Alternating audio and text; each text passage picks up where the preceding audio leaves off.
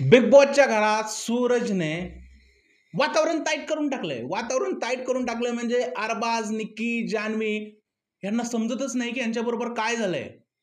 गोलीगत धोका म्हणणारा सूरज अचानक पेटलेला आहे आणि कॅप्टन्सीच्या उमेदवारीसाठी तगडा दावेदार म्हणून आलेला आहे. नमस्कार मित्रांनो, माझं नाव तुषार आणि 7 स्टार मराठीमध्ये तुम्हा सगळ्यांचं पुन्हा एकदा स्वागत आहे.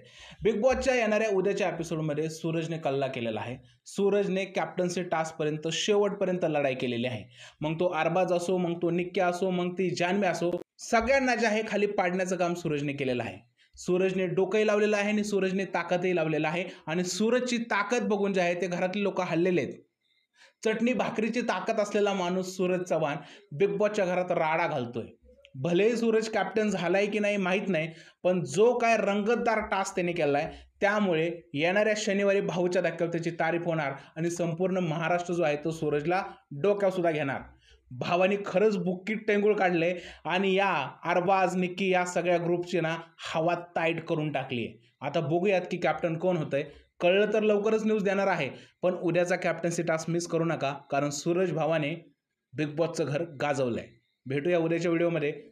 तोपर्यंत भारत माता की जय.